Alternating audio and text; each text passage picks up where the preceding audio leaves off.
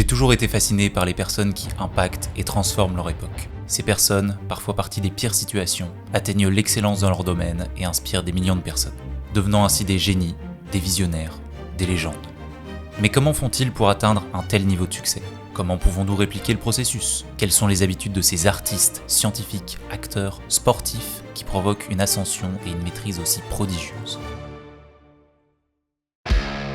Parmi les personnages les plus influents du monde actuel, Dwayne The Rock Johnson, champion mondial de catch, s'est aujourd'hui imposé comme une icône du cinéma à Hollywood et à travers ses projets entrepreneuriaux.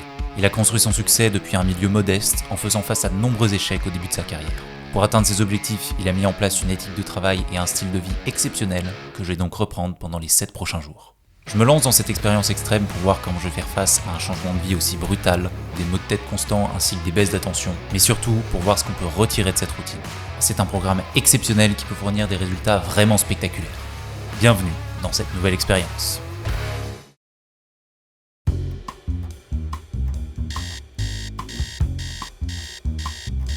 Réveil à 4h du matin, moment assez difficile.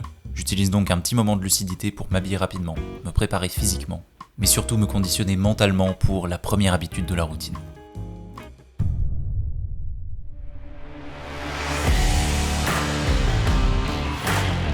Je pense que la dernière fois que j'ai effectué du cardio volontairement, cela devait être pour le passage du bac. Autant vous dire que je n'avais pas beaucoup d'attentes quant à mes performances. À défaut de sortir courir sur la pluie, j'ai réalisé une séance de Tabata de 20 minutes, avec 45 secondes d'effort et 15 secondes de repos. Et clairement, c'est juste trop tôt pour ça. Là, je passe pas un bon moment. Pour comprendre comment j'en suis arrivé dans cette situation, je vous propose de rembobiner et de revenir un petit peu dans le passé. Dwayne Johnson naît le 2 mai 1972 à Hayward, une ville américaine située à l'est de San Francisco, en Californie. Et dès son enfance, il est plongé dans l'univers du catch, son père et son grand-père étant professionnels dans le domaine. Cependant, ça ne l'intéresse pas, et il débute sa carrière dans le football américain. Malheureusement, suite à une blessure à l'épaule, Dwayne est contraint d'abandonner cette discipline et se retrouve à l'âge de 23 ans à vivre chez ses parents avec 7 $ en poche. D'ailleurs, c'est un nombre qui va garder une grande signification pour lui, la société de production de films qu'il créera plus tard s'appelant Seven Bucks Productions. Malgré sa situation, Dwayne ne se décourage pas et vient à se tourner vers le catch dans les années 90. Et le moins qu'on puisse dire, c'est que le domaine lui réussit bien. Après avoir accumulé plus d'une dizaine de titres ainsi que son fameux surnom The Rock, il se lance en tant qu'acteur à la fin des années 90. À partir de là, il va s'écouler 10 ans de rôles secondaires et de films souvent caractérisés d'échecs commerciaux. Ce n'est qu'en 2011, avec la sortie de Fast and Furious 5, que sa carrière d'acteur va réellement décoller. Et à partir de là, les succès vont s'enchaîner, jusqu'à devenir, entre 2016 et 2019, l'acteur le mieux payé au monde. Dwayne Johnson est extrêmement prolifique dans son travail et sa vie privée.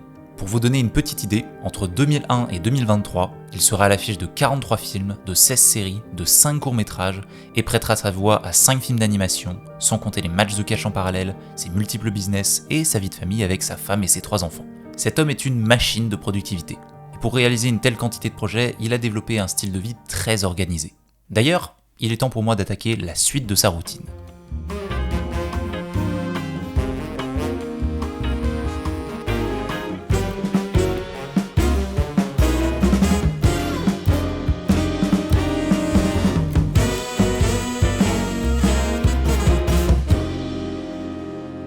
J'enchaîne directement sur une séance de musculation. The Rock suit une programmation en split, c'est-à-dire que chaque groupe musculaire a sa propre séance dédiée, avec 2 jours pour les jambes. Il effectue des séances très intenses avec beaucoup d'exercices et commence chaque semaine avec sa séance préférée, les jambes. Après le cardio, je me sens étonnamment bien, et honnêtement, m'entraîner à cette heure-là est très gratifiant. Je me sens bien, j'ai de l'énergie, bref, ça roule. Le reste de ma journée se résume essentiellement à travailler, tout en faisant des pauses toutes les 2 heures pour les repas. Beaucoup de repas. Je ne pèse pas mes aliments, mais je pense atteindre environ 3000 calories à la fin d'une journée, qui se termine donc aux alentours de 21h. Nous sommes à la fin du premier jour de cette expérience, et je me sens étonnamment bien. Je m'attendais à bien pire que ça. Bon, je dois vous avouer que j'ai fait une petite sieste de 20 minutes juste après le repas du midi, car la matinée a tout de même été assez compliquée. Après l'entraînement, il devait être environ 9h30, et j'ai eu un gros coup de barre à partir de ce moment-là. J'ai évité de prendre un deuxième café pour ne pas risquer de perturber mon sommeil et ma productivité matinale a pris un sérieux coup. Sur les prochains jours, je vais donc déplacer ma prise de caféine après la musculation pour voir si cela m'aide à surpasser ce coup de barre. Globalement, la journée a été très longue et pour l'instant, je suis assez mitigé sur la question de la productivité. J'ai inévitablement plus de temps, mais mon travail se retrouve comme étiré sur la journée. J'ai eu des difficultés à entrer dans un état de concentration intense, ma créativité n'était pas non plus au plus haut, donc pour le dire autrement, je suis juste devenu plus lent. Mon explication actuelle est le manque d'habitude lié à la routine. Et en deuxième facteur, le manque évident de sommeil avec seulement 5 heures de repos cette nuit. D'ailleurs, j'espère grandement que ce dernier point va s'améliorer, sinon l'expérience s'annonce quelque peu complexe. No one will outwork me. No one. Encore une petite nuit. Nous sommes le jour 2 et durant toute cette journée, j'ai senti que j'avais perdu la motivation du premier jour. Ajoutez à cela les 5 heures de sommeil 2 fois d'affilée et le résultat est un peu bancal. Gros point négatif de cette expérience jusqu'à présent, malgré le fait que je dispose de plus de temps dans mes journées, ma productivité reste assez médiocre. Un travail qui d'origine devrait me prendre 2 heures tout au plus retrouve à s'étaler sur 4, ce qui honnêtement est assez frustrant. Qui plus est, depuis hier soir, j'ai des maux de tête constants ainsi que des baisses d'attention. Sûrement dû au changement de rythme brutal. Parce que, étant un grand malin, je me suis dit que commencer l'expérience sans aucune préparation serait une bonne idée. Mon horloge interne est donc passée d'une période de sommeil de 23h-8h à 21h-4h, du jour au lendemain. Une décision très peu stratégique. Globalement, ce deuxième jour me fait réaliser la difficulté de cette expérience, ainsi que la discipline et la condition pour suivre un tel rythme sur une période prolongée. Car finalement, c'est aussi un des buts d'une routine, pouvoir suivre celle-ci afin de cumuler ses effets bénéfiques sur le long terme. Et pour l'instant, c'est un peu compliqué. Jusqu'à présent, la routine d'Andrew Huberman s'est montrée beaucoup plus clémente. Pour moi, Dwayne Johnson est une figure de persévérance et de discipline.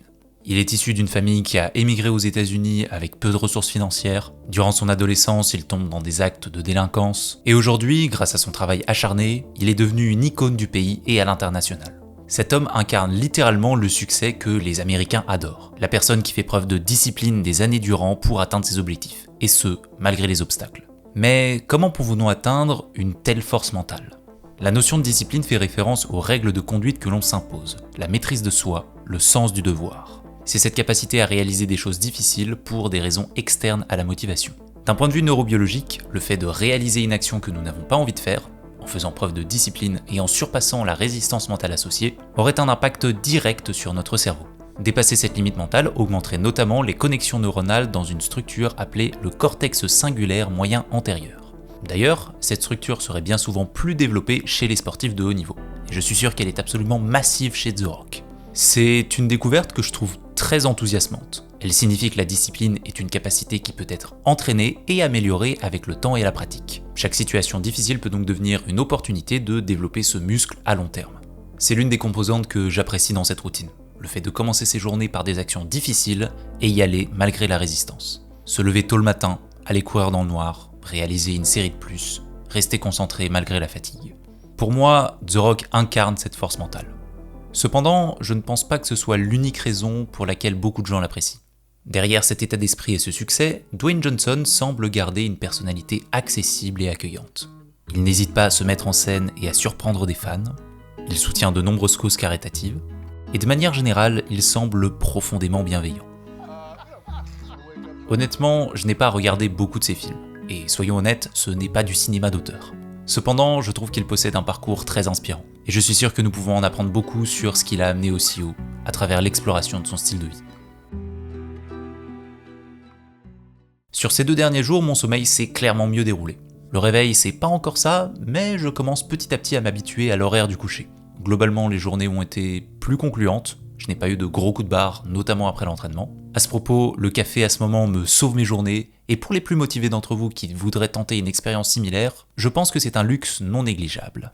Durant la période de 4 à 8 heures du matin, où je suis seul pour m'entraîner, ces heures sont tout simplement incroyables. C'est assez compliqué à décrire avec des mots, c'est un peu comme si j'étais constamment sur un pic de dopamine. Sauf que ce pic en question ne s'estompe pas et perdure donc pendant plusieurs heures. En l'occurrence pendant 4-5 heures après le réveil. Le monde est encore complètement endormi, les réverbères de ma rue sont éteints à cette heure-ci. Il n'y a pas une seule distraction, je suis seul avec moi-même. Et cette ambiance très particulière crée une sorte de motivation paisible. Le bruit du monde est absent, il n'y a que moi et mes projets. Durant nos journées, nous sommes souvent bombardés d'informations, que ce soit à travers le travail, via les réseaux sociaux, mais aussi simplement via nos responsabilités dans leur ensemble. Dans certains cas, trouver ne serait-ce qu'1 heure par jour consacrée à soi peut être un véritable casse-tête. Et c'est finalement un des bénéfices principaux qui se cache derrière le Miracle Morning, qui se traduit littéralement par le matin miracle. L'idée de retrouver ce temps personnel avant même que la journée et les responsabilités ne commencent. Pour Dwayne Johnson, cela se traduit par son entraînement car c'est un pilier central dans sa carrière professionnelle, mais cela pourrait se décliner de n'importe quelle manière afin de s'aligner avec nos objectifs personnels. Cela peut être du temps pour lire, écrire, faire une balade en forêt, j'avais une professeure l'année dernière qui utilisait ce temps pour regarder un film, peu importe. Ce temps peut être un vrai carburant supplémentaire pour nos projets et notre vie. Ces heures matinales sont devenues mon moment préféré, et c'est très gratifiant de commencer mes journées ainsi. Ok, nous sommes le jour 6 de cette expérience, et je crois que je commence à m'habituer. Très légèrement.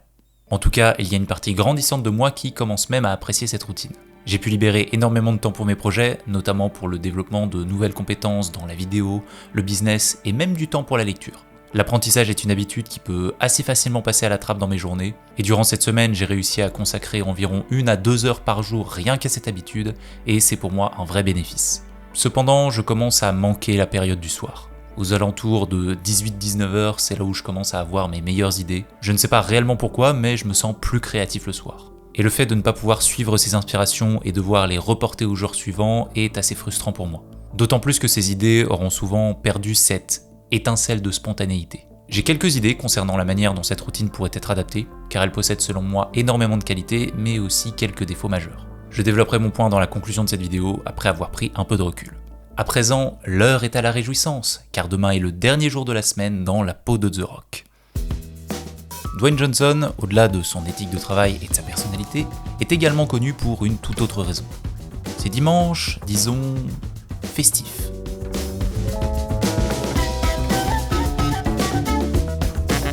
Une fois par semaine, en général le dimanche, il lâche les chevaux et recharge les batteries, donc les calories. Et le moins que je puisse dire, c'est que le concept de cheat meal prend ici une toute nouvelle dimension, atteignant selon certaines légendes 10 000 calories en seulement 24 heures. Aujourd'hui, je me réveille à 7h30, pas de cardio, pas d'entraînement. Cette journée, c'est l'occasion de lâcher prise après 6 jours de travail intensif et profiter.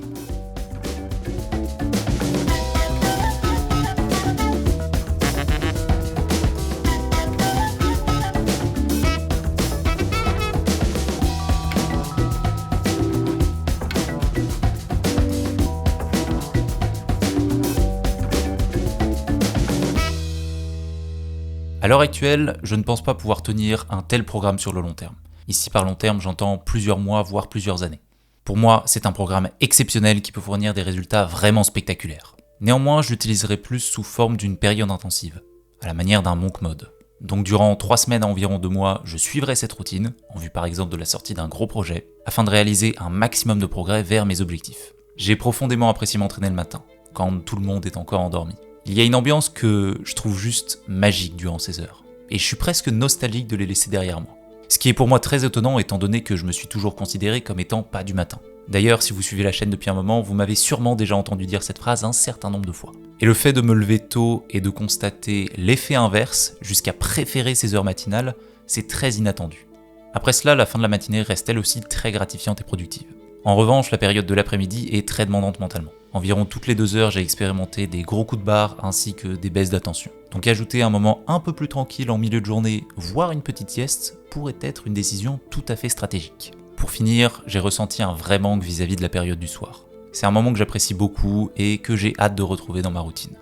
De manière plus générale, j'ai trouvé très difficile de suivre cette routine à cause du décalage avec mon entourage. En me réveillant à 4 heures, je fais du bruit et je risque donc de réveiller les personnes qui vivent avec moi. Mais inversement, le soir quand je me couche à 21h, mon entourage commence seulement sa soirée. Et même en vivant le plus discrètement possible, ils sont susceptibles de me réveiller. Pour moi, il y a donc un gros problème de compatibilité avec la vie à plusieurs, à moins bien sûr de convertir entièrement vos colocataires. Mais alors, serait-il possible d'adapter cette routine à un style de vie différent, afin de conserver ses points principaux, bénéficier de ses avantages et en éliminant ses potentiels défauts? À noter que ces notions sont assez subjectives étant donné que chacun va répondre différemment à ce genre de structure. Ceci étant dit, pour moi, cette routine est construite autour de 3 piliers principaux. Du cardio et un entraînement de musculation dès le réveil afin de bien commencer la journée, des horaires de sommeil fixes, ainsi qu'un réveil relativement tôt pour profiter de l'ambiance matinale. En adaptant légèrement sa structure, je pense que c'est un programme particulièrement efficace et accessible. Et pour les plus motivés d'entre vous, cela peut être un excellent moyen de réaliser un maximum de progrès vers vos objectifs. Depuis mon expérience, j'ai l'impression d'avoir vécu 3 semaines en une. J'ai gagné un temps considérable, et bien évidemment cet avantage se multiplie avec la durée d'application de la routine. Ce que j'ai découvert cette semaine à travers cette expérience semble aller au-delà de la simple structure. c'est un état d'esprit. Suivre une telle routine jour après jour requiert inévitablement un grand dévouement. Un dévouement qui semble provenir de la volonté d'obtenir le maximum de cette existence. Je pense qu'il y a une profonde valeur dans le fait de chercher à expérimenter un maximum. En grande partie car notre temps est limité. Il s'agit de lancer ce nouveau projet, de réaliser ce voyage, d'aborder cet inconnu, de changer ce travail, de prendre ce risque. Lorsque vous atteindrez la fin de votre vie, vous ne regretterez certainement pas d'avoir accumulé plus d'histoires extraordinaires. Sur ce, merci d'avoir regardé cette vidéo, je vous dis à la prochaine.